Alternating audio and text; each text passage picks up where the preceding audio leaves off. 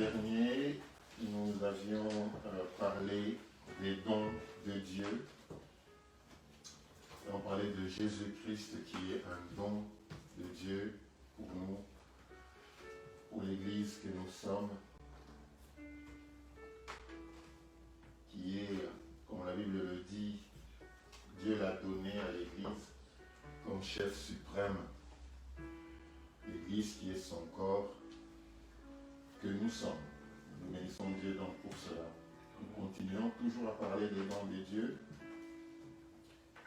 Alors j'espère qu'on nous entend, il y a personne qui dit le son, il va bien. Alors nous allons parler des dons. Et bien sûr, j'ai dit que pendant ce mois, nous parlerons aussi des dons du Saint-Esprit, que l'on puisse comprendre un peu ce que c'est, comment est-ce qu'ils opèrent dans l'Église de Dieu et dans l'Assemblée que nous sommes. Alors je voudrais qu'on ouvre nos Bibles dans le livre de Romains au chapitre 12.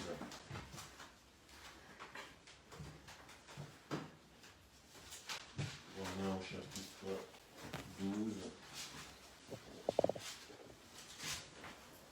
Nous allons lire à partir du verset 3 jusqu'au verset 8. Donc, Romains 12, verset 3 à 8. La Bible nous dit ceci. Alors, par la grâce qui m'a été donnée, c'est l'apôtre Paul qui parle aux Romains. Alors, je vous recommanderais vraiment de lire ce livre de Romains. C'est un très très bon livre. Il faut le commencer au début jusqu'à la fin. C'est un très très bon livre. Par la grâce qui m'a été donnée, je dis à chacun de vous de n'avoir pas de lui-même une trop haute opinion, mais de revêtir des sentiments modestes selon la mesure de la foi que Dieu a départie à chacun. Donc, l'apôtre Paul commence par nous dire, il introduit un peu, il va parler des dons, mais il introduit déjà d'emblée à nous dire, quel que soit, en d'autres termes, ce que je comprends, quels que soient les dons que Dieu peut vous donner, quels que soient les dons que nous pourrons recevoir, il nous demande vraiment de n'avoir pas de nous-mêmes une trop haute opinion. Et quelle que soit la manifestation des dons que Dieu puisse nous donner, que l'on soit humble. Il présente déjà les choses comme ça, c'est très important.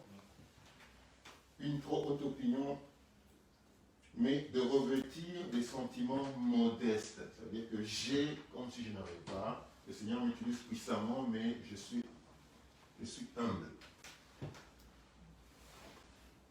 Selon la mesure de la foi que Dieu a départie à chacun. C'est-à-dire, quel que soit le don que Dieu nous donne, ce don est toujours utilisé selon la foi, la mesure de la foi que Dieu nous donne. Donc, si on a des dons, et que le don va toujours être la mesure de la foi que nous avons. Et quelle que soit la manifestation de ces dons, que nous puissions vraiment être humbles. La plupart d'entre nous ne voient pas trop la manifestation des dons et ne sont pas puissants par les dons qui leur sont conférés parce que il y a un peu de nous-mêmes. On n'est pas modeste, on n'est pas humble. L'apôtre Paul commence par nous décrire déjà et nous dire, voilà déjà l'attitude que vous devez avoir, avant même. Plus on a des dons, plus on doit être modeste, en d'autres termes. Car comme nous avons plusieurs membres dans un corps, et que tous les membres n'ont pas la même fonction, ainsi, nous qui sommes plusieurs, nous formons un seul corps en Christ, et nous sommes tous membres les uns des autres. Donc, on constitue un corps, et de la même manière qu'un corps a des mains, il a la tête, il a les jambes, c'est un peu comme ça aussi l'Église de Dieu. C'est-à-dire que tout le monde n'est pas la main ou les mains. Tout le monde n'est pas les oreilles. les fonctions de l'oreille ne sont pas les fonctions de l'œil. L'oreille va agir, son but c'est d'écouter. La bouche, c'est de parler, c'est de manger, c'est de goûter un peu. Les pieds ne sauront pas faire ça. Vous imaginez un homme sans bouche. Ça veut dire ce que l'on va faire, quand un homme ne sait pas utiliser sa bouche, qu'est-ce qu'on fait? Eh bien, on va faire, comment est-ce qu'on appelle? Des sondes. On va mettre des sondes. C'est-à-dire qu'il n'entendra jamais, il ne sentira jamais le goût de la nourriture. La nourriture va passer directement de l'extérieur à son ventre. Il ne saura jamais vous dire c'est quoi le goût d'une orange ou c'est quoi le goût d'une pomme, ainsi de suite. N'est-ce pas que, supposons que tu n'as jamais goûté une pomme, tu n'as jamais utilisé ta bouche, et qu'on te dit c'est une pomme. Et que, écoute, ça, on va t'introduire par la sonde un peu des fruits, des oranges, des poires, ainsi de suite. C'est quoi une orange? C'est quoi une poire? J'ai jamais goûté. Voilà un peu comment ça serait ce corps-là, qui ne peut pas utiliser sa bouche. Ça serait quand même malheureux. Donc, du coup, quelle grâce nous avons de pouvoir utiliser nos bouches. Ça on ne le voit pas. Hein. Ça, on ne le voit pas. Ça, on va pleurer au Seigneur pour qu'il nous donne des choses, mais le fait seulement d'utiliser la bouche, de connaître le goût, oh c'est bon, c'est pas que c'est une bénédiction pour laquelle on n'a même pas prié pour avoir. Donc il y a bien des choses que le Seigneur nous a données, je l'ai dit une fois, pour lesquelles nous n'avons pas prié, mais on ne les considère pas. On veut autre chose. Donc, l'apôtre Paul considère ça comme l'Église comme un corps où chacun a un rôle, chacun a quelque chose qu'il peut faire. Et que je ne peux pas dire ce que la main fait, c'est important, c'est plus que tout. Je ne peux pas dire ce que les jambes font, c'est important. Quand il me manque de jambes, je me trouverai qu'il y a quelque chose qui me manque. Quand je ne sais pas utiliser mes mains, je vais utiliser autre chose, mais voilà. Donc il n'y a pas des parties du corps qui semblent être plus importantes que d'autres. Donc il est en train d'introduire en fait les dons pour qu'on ne soit pas enflé de nous-mêmes quand Dieu nous a donné le don de miracle ou le don de parler en langue ou d'interprétation de langue. Donc on ne soit pas enflé d'orgueil et qu'on se dise moi comme j'ai le don de parler en langue ou comme moi j'ai le don de l'interprétation ou le don du discernement, donc moi je suis non, tout comme un corps, tout est important. Alors, verset 7, il dit, c'est celui qui est appelé au ministère, s'attache à son ministère. Celui qui enseigne s'attache à son enseignement. Celui qui exhorte, eh bien, qu'il continue à exhorter. Que celui qui donne le fasse avec libéralité. Ça veut dire que je peux ne pas parler en langue, je peux ne pas faire des miracles, mais je peux donner. Je peux donner, et quand je donne tellement bien. Je donne sans regarder. Donc, ça peut être que ça que j'ai. Je ne dois pas me dire, comme je n'ai que ça et les autres, ils ont ça, je commence à envier plutôt les autres. Non. Que celui qui donne, eh bien, donne avec libéralité. Que celui qui préside, c'est-à-dire celui qui a le don de gouverner, qui gouverne. Là, on est un peu en dehors des dons spirituels. C'est-à-dire qu'il y a des gens qui savent gérer. Il y a des gens, quand ils se trouvent dans une équipe, eh bien, ils ont tendance, eux, parce que c'est ça le don qu'ils ont, de gérer les autres. Il y a des gens qui n'aiment pas gérer les autres, c'est pas leur don, ils ne veulent pas. Parce que quand on doit gouverner ou gérer, on a la responsabilité. On est responsable des actions que l'on va faire. Et tout le monde ne veut pas faire ça. tout le monde ne veut pas être chef. Alors qu'il faut des chefs aussi. Donc, on ne peut pas être un groupe comme ça. On ne peut pas être un pays. Un pays a besoin des chefs. Il a besoin des gens qui doivent diriger quelque chose.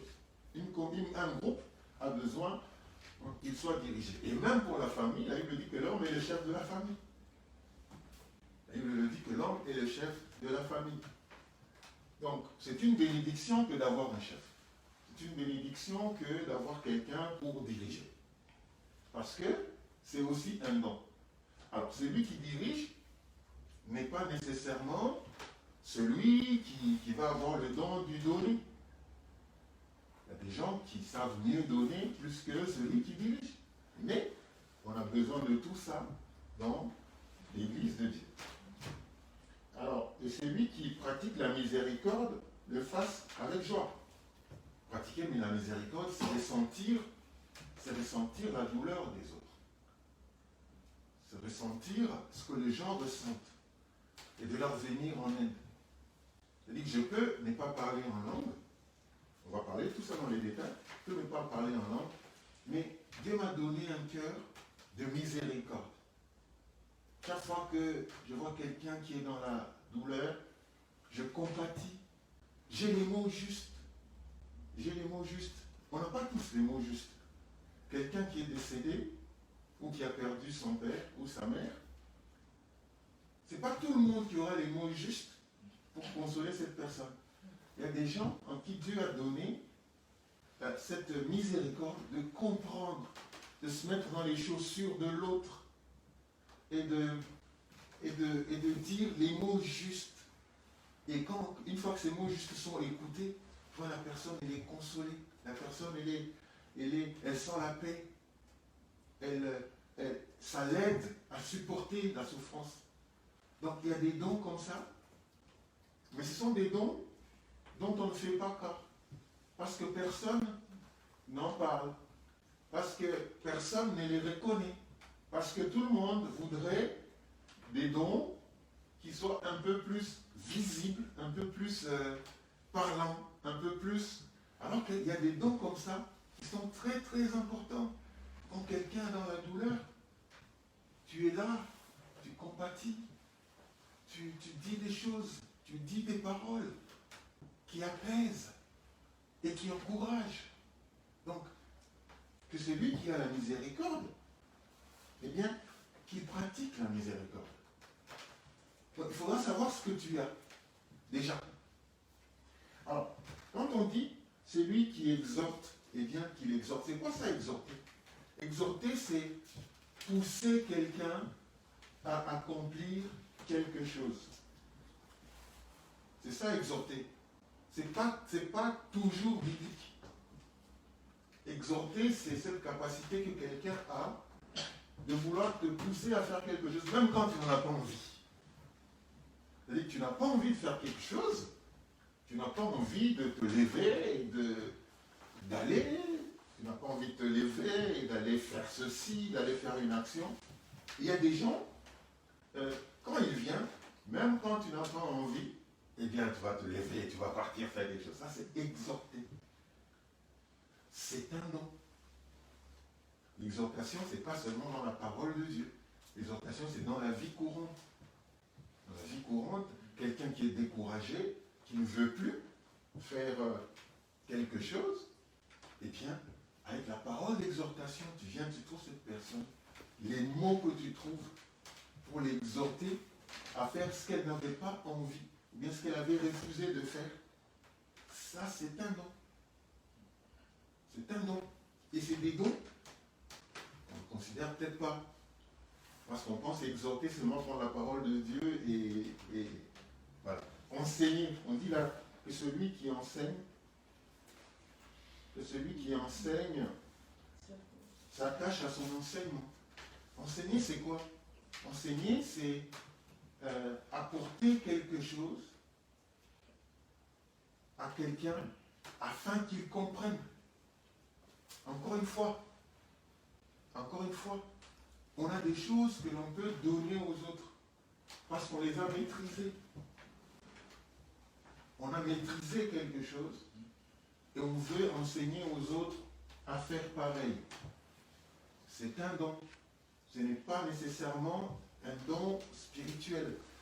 C'est cette capacité que quelqu'un a d'enseigner, de former, si vous voulez, de former à faire quelque chose. Il y a des gens, même quand il connaît, il ne sait pas faire.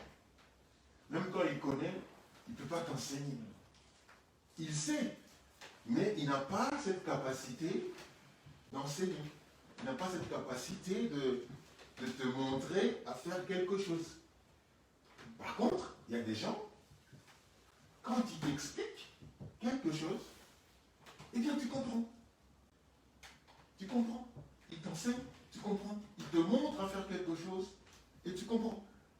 Et on n'a pas tous ces capacités-là. On n'a pas tous ces capacités-là. Donc c'est des capacités, c'est des dons que Dieu donne à chacun, ou que le Saint-Esprit donne à chacun.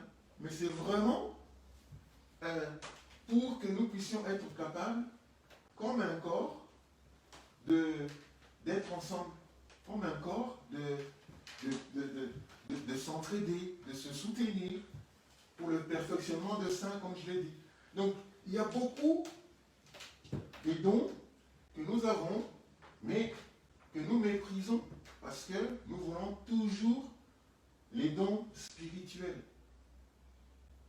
Il y a des moments où le don spirituel, tout ce dont on a besoin, c'est ta compassion. On a besoin que tu écoutes.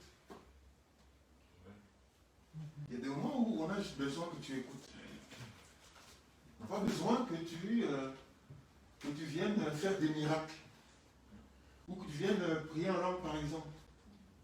Donc il y a des dons, d'autres dons, que Dieu a donnés à son Église, qui sont très très importants.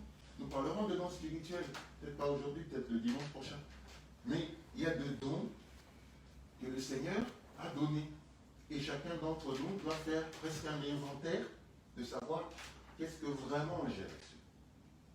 Qu'est-ce que j'ai reçu et qu'est-ce que je suis, en fait. Il faut se connaître, parce que quand tu connais ce que tu as, tu ne vas pas commencer à envier ce que tu n'as pas. Tu vas te concentrer sur ce que tu as et tu seras efficace dans ce que tu as. Ça va te donner du plaisir et de la joie. Amen. Donc, voilà un peu, frères et sœurs, comme introduction, ce que je voulais parler ce matin. Mais je voudrais que l'on aille dans le livre des Éphésiens, au chapitre 4. On avait déjà lu le dimanche dernier, Éphésiens 4.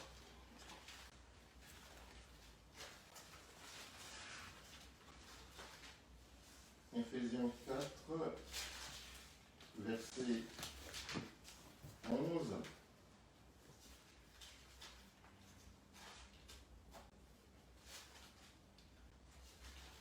Alors, Éphésiens 4, alors vous avez Éphésiens 4 chez moi. Éphésiens 4.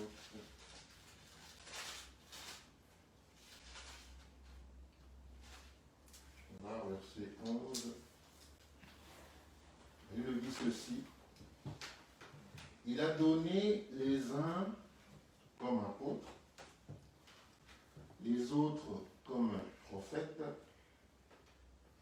les autres comme évangélistes, les autres comme pasteurs et docteurs, verset 12, pour le perfectionnement des saints en vue de l'œuvre du ministère et de l'édification du corps du Christ. Je voudrais parler ce matin de ces ministères. On parle des 5 ministères. Les ministères, ce ne sont pas des noms. Là, quand on parle de ministère, on parle de personnes à qui Dieu a donné un appel particulier. Parce que ce n'est pas parce que aujourd'hui, on n'a pas encore vu ça, que l'appel n'est pas là. L'appel est peut-être déjà en vous, sauf que c'est peut-être c'est caché, on n'est pas encore ressorti.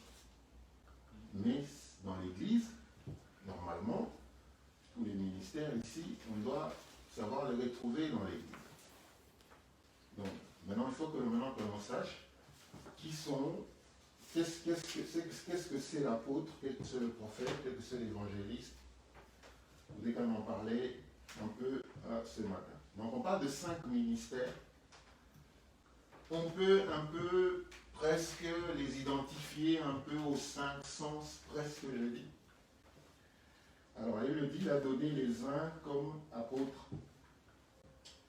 Alors, le rôle de l'apôtre, il est un peu comme le rôle de la main, ou des mains, si vous voulez.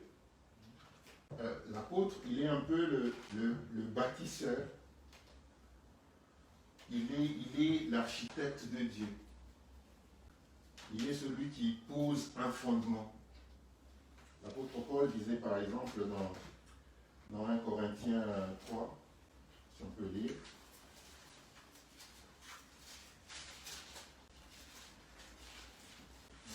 1 Corinthiens 3, c'est bon là? 1 Corinthiens 3, 10. 1 Corinthiens 3, verset 10. Quelqu'un peut lire s'il a trouvé?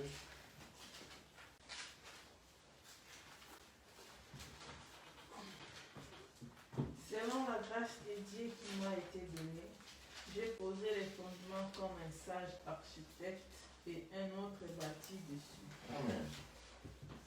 Donc, c'est bon.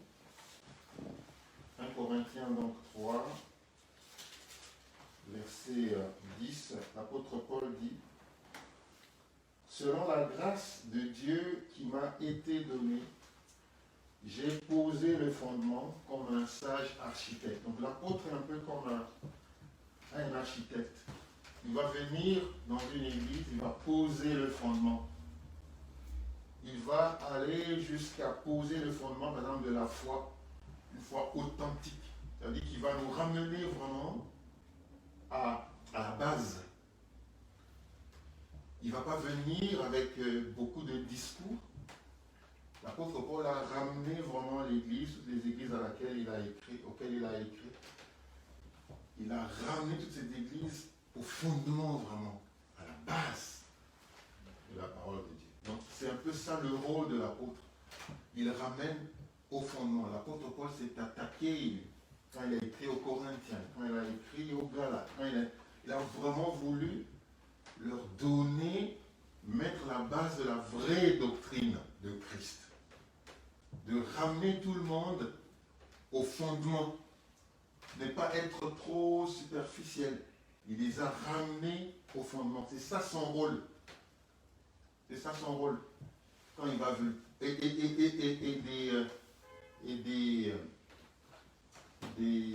Des rôles pareils dans l'Église, il faut savoir déjà ce que l'on a. Ouais. Donc, pour savoir si j'ai un don apostolique ou un ministère apostolique, je dois vraiment regarder, est-ce que je suis plus dans le fondement? Est-ce que je voudrais aller dans la racine des choses, dans la base des choses? Est-ce que je reste juste en l'air en disant il y a ça? Mais est-ce que il est vraiment appelé à poser le fondement? Je pose le fondement de la doctrine de Christ, et puis d'autres vont venir, ils vont bâtir à partir du fondement. Donc, c'est pas... on n'est pas juste apôtre comme ça. Il y a des appels vraiment où, lui quand il vient, eh bien, il pose le fondement de la parole de Dieu. Ça se passe comme ça. Ça doit être comme ça. Ça doit être comme ça. La parole de Dieu dit ça. Ok, tout le monde est d'accord? D'accord. Maintenant, construisez sur le fondement que j'ai posé. C'est ça. Et puis, il a fini. Il peut encore aller ailleurs, à un autre lieu. Il pose le fondement, la base. Il pose le fondement, et puis d'autres viennent bâtir à partir de ce fondement-là. Donc, voilà un peu ce qu'on a. Donc, il est un peu l'architecte. L'architecte, il fait sa maquette, et puis les autres, ils viennent, ils bâtissent à partir de l'architecte. Donc l'apôtre, c'est un peu l'architecte. Il est arrivé quelque part, il a une idée du besoin sur le lieu, il va poser le fondement, et puis après, j'ai fini ma mission, les autres ils viennent, ils vont continuer et élever le mur, ils ne vont pas le faire en dehors, ils ne vont pas changer la maquette. Ils disent non, non, non, non, nous on veut ça. Non, non. Ils vont baser leur construction sur la maquette posée par l'architecte qui est l'apôtre. Donc l'apôtre, c'est vraiment, quand tu as une mission apostolique, tu vas aller ici, tu poses un fondement. Les gens baptisent, tu quittes ici, tu vas à Strasbourg, tu poses un fondement. Les autres baptisent, le Seigneur te dit, là maintenant c'est Nancy, tu vas à Nancy, tu poses un fondement, ainsi de suite. Et puis les autres dons, les autres ministères, ils bâtissent. Donc voilà un peu le rôle, ce qu'est un apôtre. Donc c'est un peu l'architecte, c'est la main, c'est celui-là qui met la main à la pâte, qui met un fondement. Et puis, donc quand on vous parle de l'apôtre, pensez plutôt à l'architecte, au travail qu'il fait. Lui, c'est vraiment l'architecte. Il vient, il pose, avec Dieu, il pose un fondement à Colmar, on bâtit dessus, et puis il va ailleurs, il pose un fondement, on bâtit dessus, et c'est comme ça. Voilà un peu le ministère apostolique. Est-ce que tu es quelqu'un qui aime entreprendre, des choses, qui va venir, qui va dire, allez, on fait ça comme ça. Tu veilles à ce que les gens travaillent sur ce que tu as fondé, le fondement que tu as fait, le fondement que tu as établi, et puis tu vas ailleurs. Donc c'est un peu ça. Donc je suis en train de vous donner un peu des petites notions comme ça pour que chacun commence maintenant à imaginer, ah peut-être moi j'aime faire ça, moi j'aime faire ça, moi j'aime faire ça, ainsi de suite. Donc c'est seulement ça que Dieu m'a donné. Et puis il a dit, donc il a donné les uns. Éphésiens,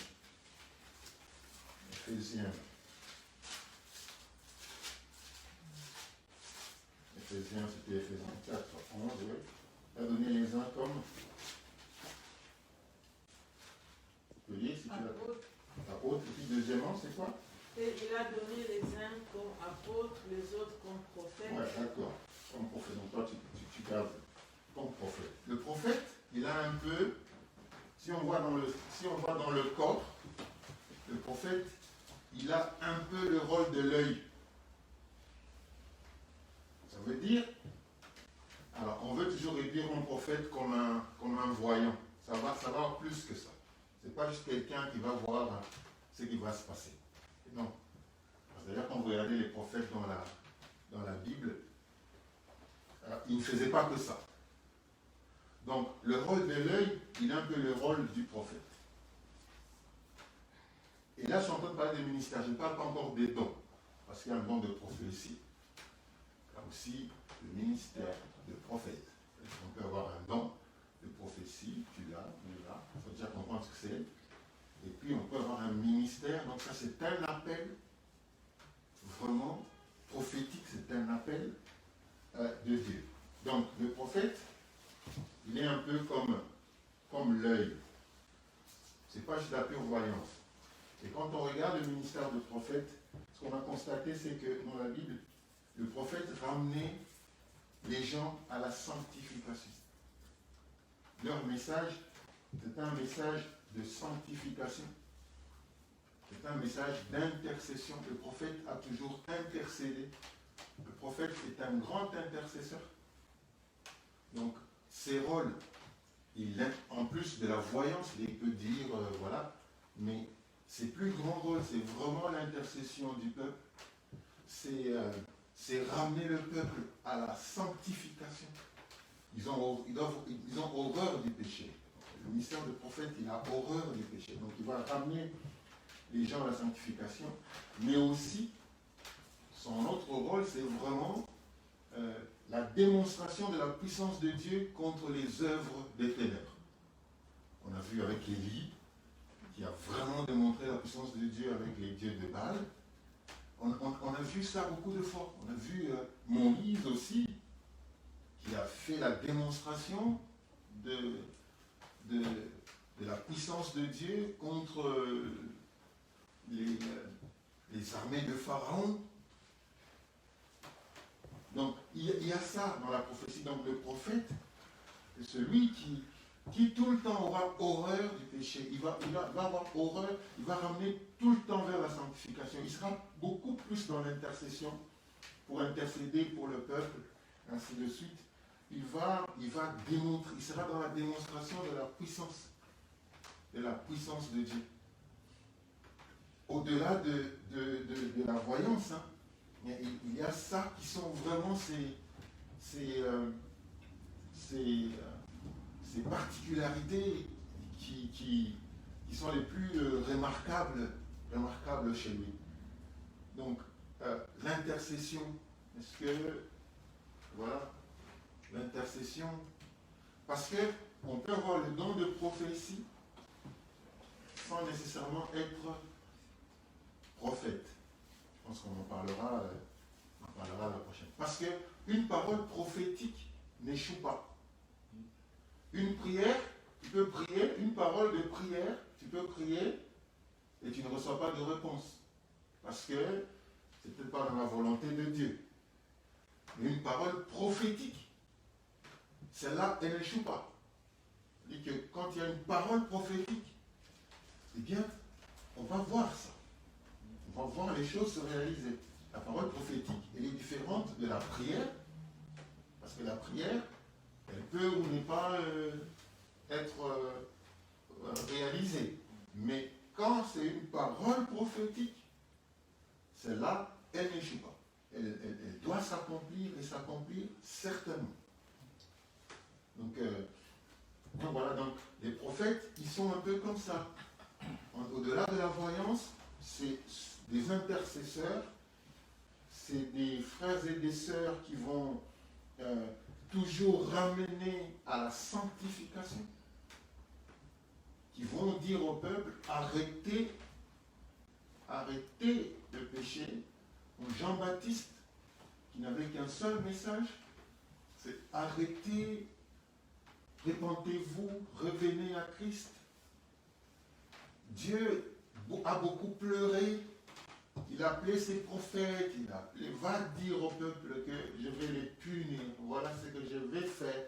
Le prophète Samuel, Dieu l'appelle et lui dit, va dire à Élie, le sacrificateur, ses enfants, je vais les tuer, je vais tout exterminer parce qu'ils ont ainsi de suite.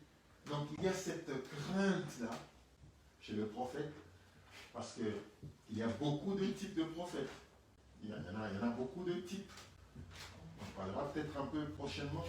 Il y a beaucoup de sortes de prophètes, en fait. Mais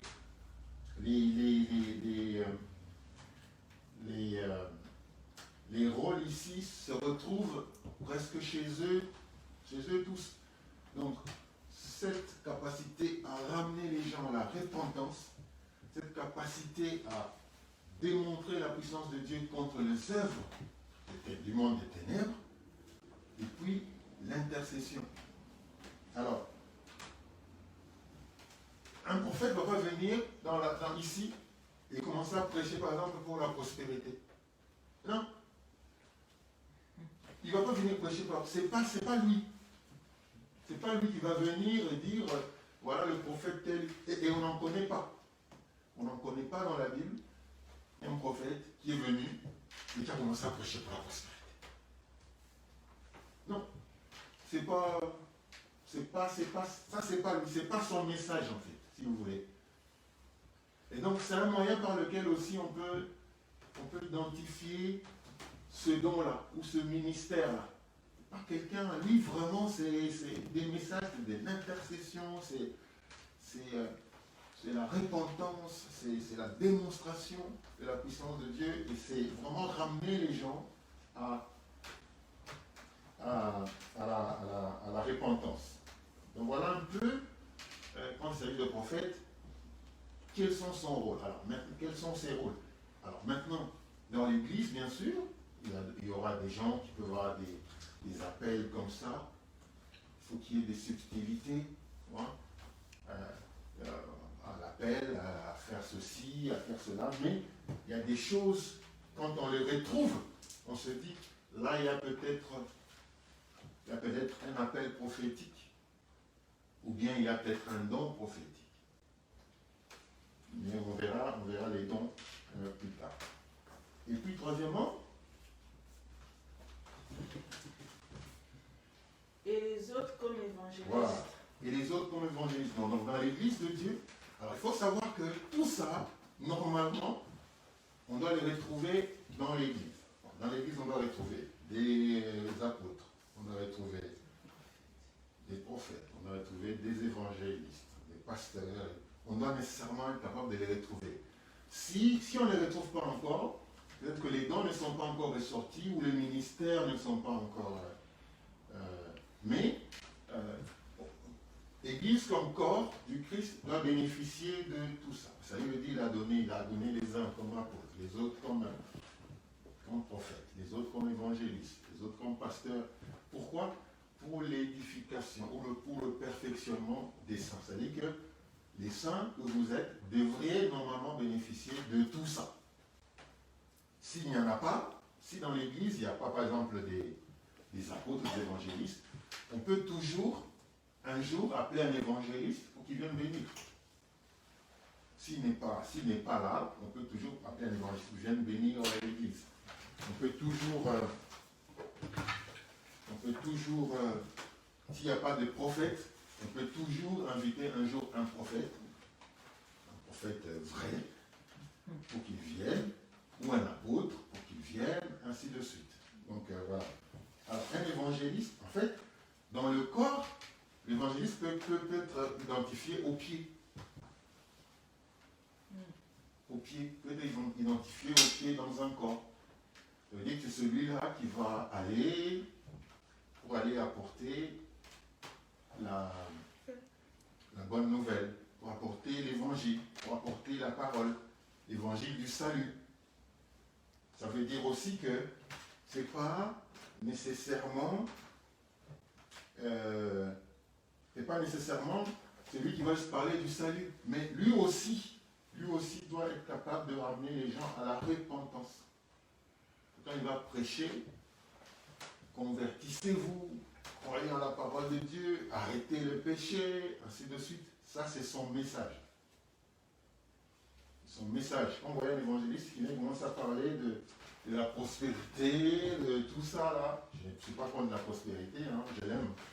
Mais, parce que la Bible n'est pas contre la prospérité, mais les messages de chacun sont un peu distincts. Donc quand vous voyez quelqu'un qui commence à... Non, celui-là, c'est vraiment, il prêche du salut, il peut prêcher du salut n'importe où. Il n'est pas limité. Qu'il se retrouve sur la rue, qu'il se retrouve dans un avion, qu'il se retrouve dans un bus, qu'il se retrouve... Lui, tout moyen, tout moment qu'il trouve, il peut parler de Christ, mais il va vraiment ramener les gens à abandonner le péché et à venir à Christ, à donner leur vie au Seigneur en tant que frères et sœurs. Ça, c'est son message. Ce n'est pas vraiment, on peut lire peut-être dans Ésaïe 52, verset 7.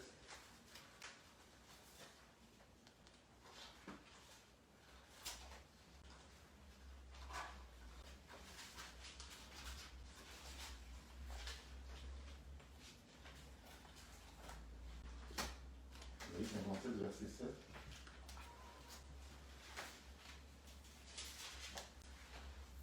Ils sont beaux.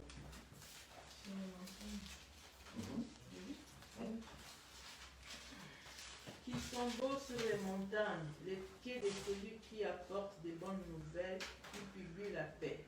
Et celui qui apporte des bonnes nouvelles, qui publie le salut.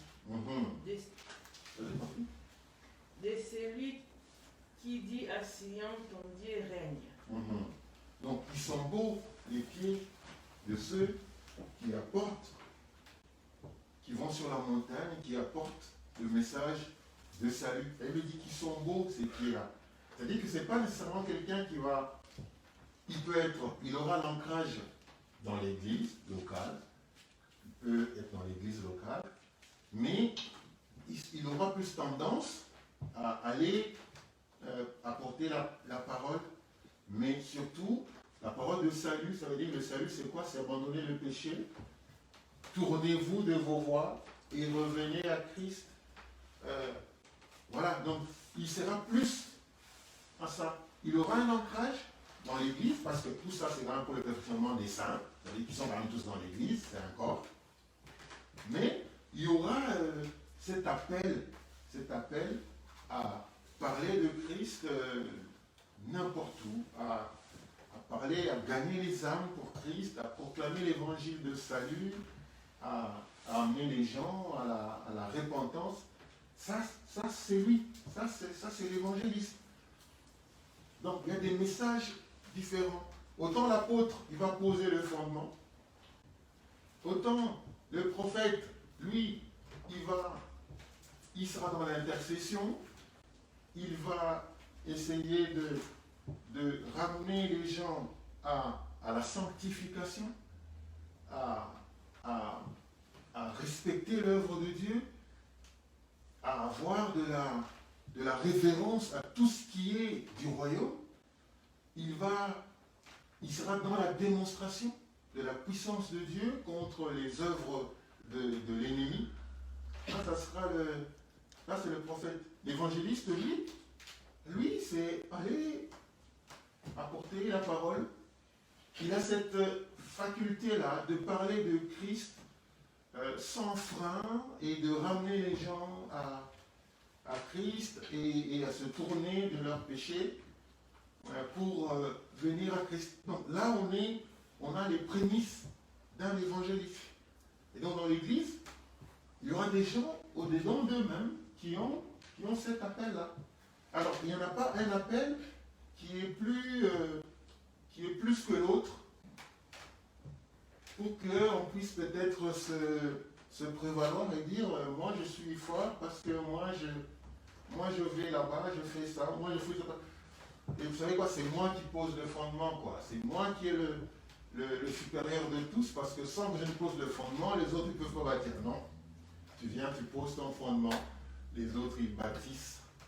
Et puis tu vas, tu poses le fondement ailleurs, ils bâtissent. Donc il y a un peu ça. Cet esprit d'entreprendre, c'est un peu apostolique, quoi. L'esprit apostolique, c'est cet esprit d'entreprendre. Donc, allez, dans ce lieu, voilà ce que je vois, voilà ce que le Seigneur me conduit à faire. Allez, on met, ça va se passer comme ça, comme ça, comme ça, comme ça, et les autres viennent, ils bâtissent. Allez, c'est bon, ça continue, ainsi de suite. Donc chacun vraiment a ses particularités. Et puis vient, en quatrième lieu, et les autres comme pasteurs. Alors j'ai dit que l'apôtre, il était un peu comme les mains, il est l'architecte. Le prophète, j'ai dit qu'il était un peu comme le visionnaire, il a la vue, c'est un peu comme l'œil. L'évangéliste, j'ai dit que c'était les pieds. Le pasteur, il est un peu comme lui. Donc la capacité d'écoute et de la compassion sont les qualités d'un pasteur. C'est-à-dire que lui, il écoute. Il va écouter, entendre les cris de brebis. Il va écouter leurs besoins. Il va écouter leurs souffrances. C'est vraiment, il est le berger en fait.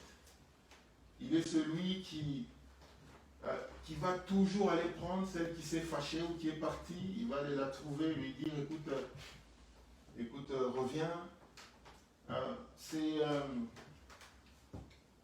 C'est dur parce que c'est un métier avec beaucoup de grands sacrifices. Il y a un esprit d'abandon pour avoir plus de soucis pour l'œuvre de Dieu. Ils seront un peu plus... ils auront plus de soucis de fois pour l'œuvre de Dieu que pour leurs besoins respectifs. Alors ça, c'est aussi pour que ceux qui sont dans l'Église ressentent un peu cet appel pastoral. Tout le monde ne va pas ressentir ça. Tout le monde ne va pas nécessairement avoir l'écoute pour être là, à écouter quelqu'un, il va te raconter ses problèmes, ainsi de suite. Il y en a qui zappent. Oh, là aussi, il me... Oh. C'est pas que c'est mauvais, mais c'est pas son appel. Lui, il va plutôt vouloir aller à l'extérieur et peut-être prêcher, et l'autre, il va vouloir plutôt peut-être poser un fondement. Non, c'est comme ça, c'est comme ça. Non, c'est comme ça. Et puis venez vous baptiser. Quand on vient lui dire, bah, écoute l'autre, non, allez parler à l'autre, allez. Donc, c'est pas lui. C'est pas lui. Donc, c'est vraiment...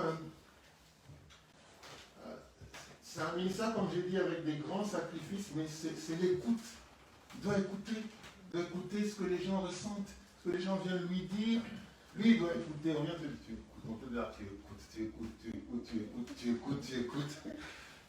Non, mais l'autre s'est fâché parce que tu as dit ça. Ok, écoute, je n'ai pas dit ça pour ça. Je l'ai dit parce que.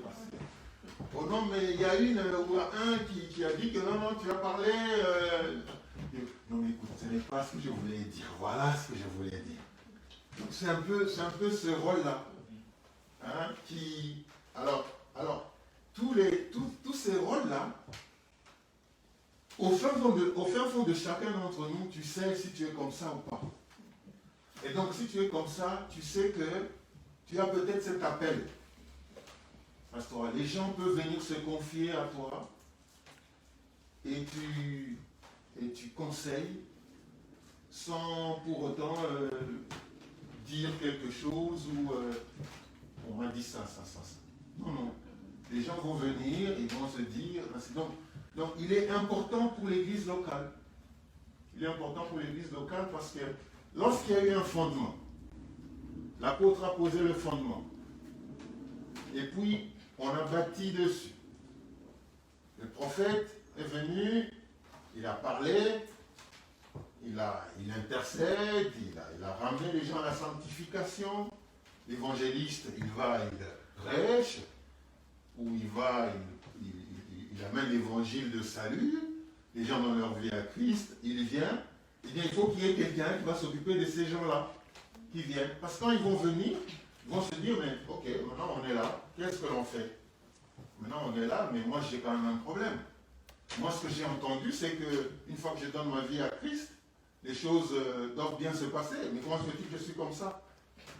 C'est le pasteur maintenant qui va dire, écoute, ce n'est pas comme ça. Oui, tu as entendu ça, mais voilà ce qu'il faut faire. Voilà ce qu'il faut faire. Et ça, c'est vraiment des particularités, frères et sœurs, que dans l'Église de Dieu, et quand on veut consacrer quelqu'un pasteur, on voit ça. On voit l'écoute de la personne. On voit cette personne, est-ce qu'elle est plus à l'écoute? Parce que ça ne sert à rien d'aller œuvrer dans un ministère qui n'est pas le sien. Tu seras déprimé. Si tu es apôtre, eh bien, tu auras la facilité à faire ton œuvre d'apôtre. Par contre, si on te dit maintenant sois pasteur, mais c'est sûr qu'il y a des gens qui peuvent voyager, naviguer entre ces ministères, mais il y a toujours un qui est quand même assez solide, où tu te retrouves vraiment que non, là, je suis là. Alors, si on lit par exemple Ézéchiel 34, pour parler de Jésus-Christ, Ézéchiel 34, 15 à 16.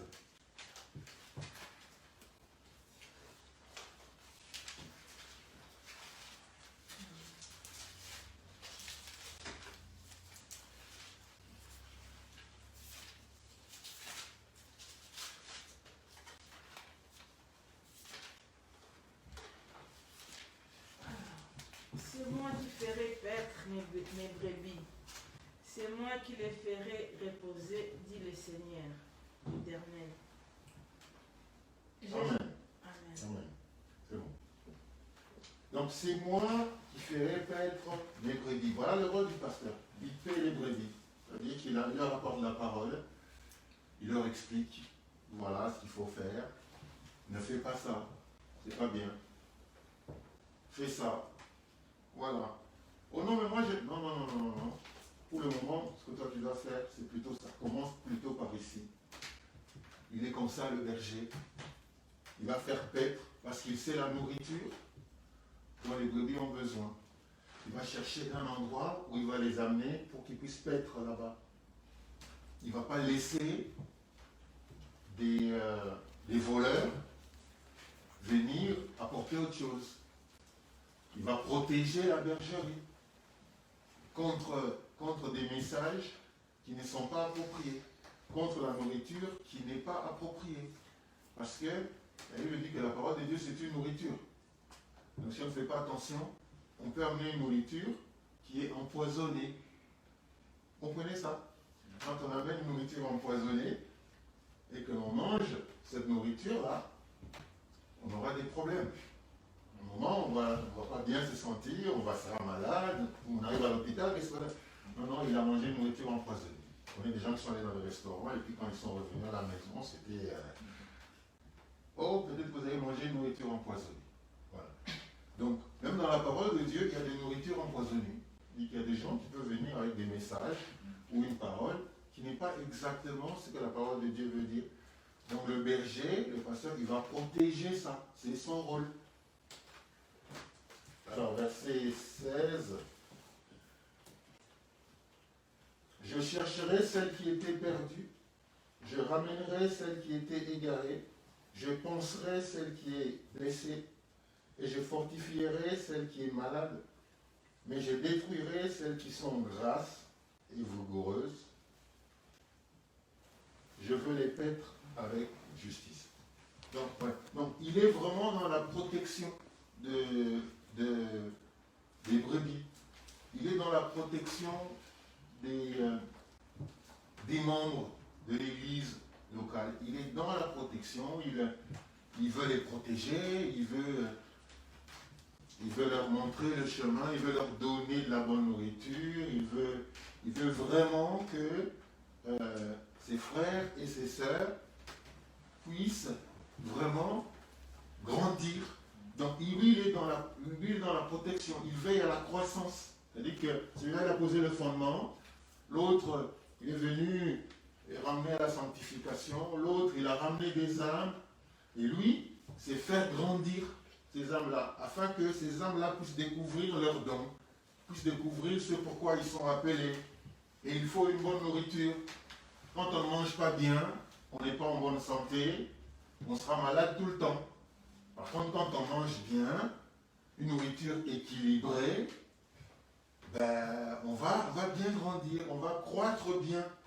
Et quand on croît bien, on va arriver à faire des choses extraordinaires.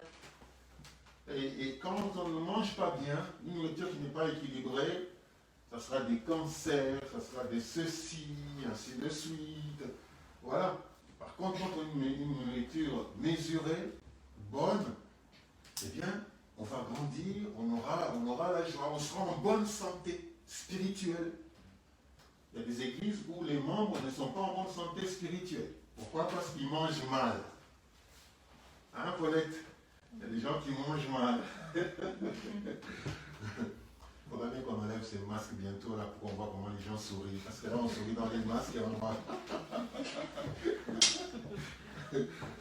Donc, autant que l'on mange mal physiquement, on peut manger mal spirituellement aussi. Autant on peut être en mauvaise santé physique, on peut aussi être en mauvaise santé spirituelle. C'est pareil, parce que la parole de Dieu, c'est une nourriture. Et donc, il faut de la bonne nourriture. Donc, le souverain berger qui est le Christ, il nous montre un peu quoi faire. Et puis, pour finir, les docteurs. Alors, les docteurs, eux, ils sont dans l'enseignement. Ils ont une profondeur. Alors, le docteur peut être considéré comme, lui peut être considéré un peu comme la bouche. J'ai dit que le pasteur, c'était lui. J'ai dit que l'apôtre, c'était les mains, parce qu'il est architecte. Le prophète, c'est la vue, il voit. L'évangéliste, c'est l'utile. J'ai dit que le pasteur, c'était lui. Le docteur, lui, il est un peu la bouche. puisque la parole de Dieu est une nourriture, eh bien lui, il est celui qui goûte cette nourriture. Quand tu es cuisinier, par exemple, quand tu es cuisinier, tu es à la cuisine, Colette nous fait souvent des gâteaux que nous aimons très bien, chaque dimanche. C'est-à-dire que, avant que tu cuisines, tu goûtes, est-ce qu'il y a un peu de sel, est-ce que le sucre est équilibré, est-ce que le sel, oh, on a peut-être un peu moins de sel.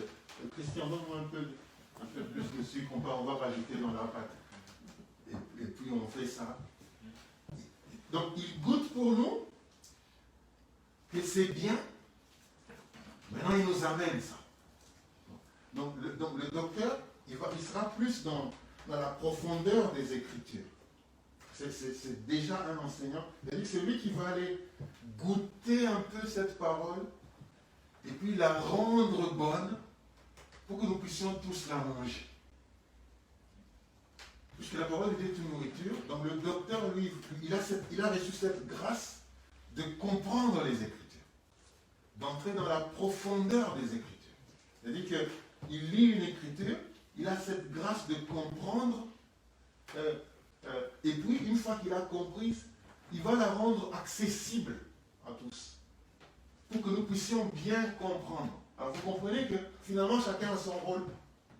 Finalement chacun a son rôle. On ne va pas s'empiéter les rôles des uns sur les autres. On ne va même pas s'envier. On ne va même pas s'envier. C'est-à-dire que lui, c'est vraiment la bouche. Lui est la bouche. Il est l'enseignant. Il va goûter cette nourriture qui est la parole de Dieu. Quand il l'entend, il apprend, il la goûte, et puis il la rend, vous le disiez, accessible à nous tous.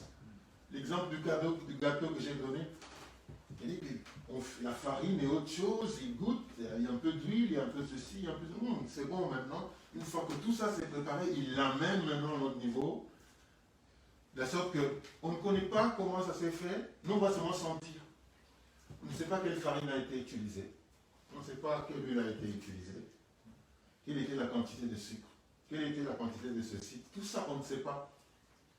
Parce que eux, ou lui, le docteur, il a pris tout cela, il a mis ensemble, il a compris ce que c'est, il a mélangé tout ça, et puis il a mis ça dans une forme accessible à nous tous. Et quand nous goûtons, nous disons que c'est bon. Mais quand on te dit quelle quantité d'eau on avait, j'en sais rien. Quelle quantité de farine, j'en sais rien. Quelle quantité de sucre, j'en sais rien. Quelle quantité de... Je ne sais pas. Donc c'est un peu ça l'exemple du docteur, qui est l'enseignant. Lui, il entre dans la profondeur des choses, et il reçoit tout cela, et il le met à la disposition de l'Église. Voilà. Donc, il ne va pas... C'est une grâce, hein.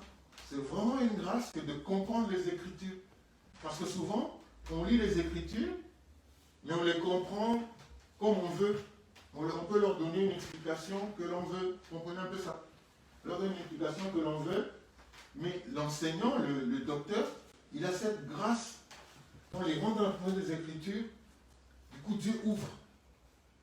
Et il nous l'amène pour que nous puissions bien comprendre ça. Donc on comprend que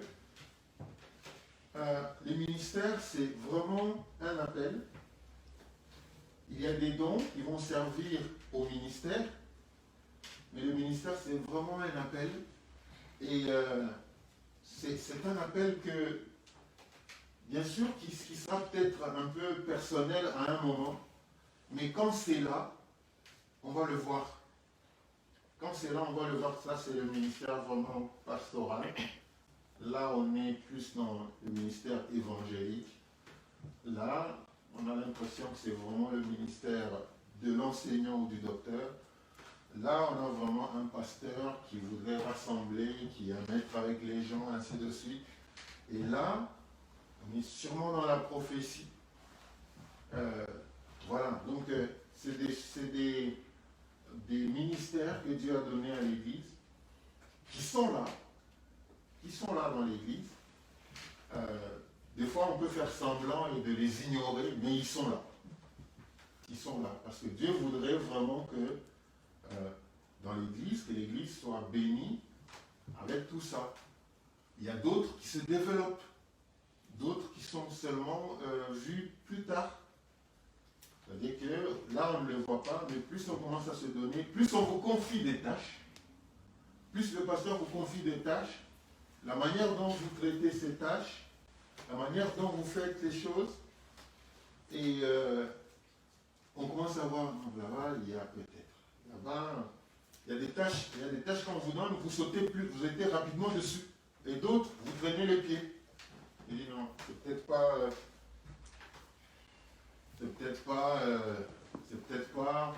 ce qu'il faut faire. Donc, nous bénissons Dieu. Nous allons, il est 11h30.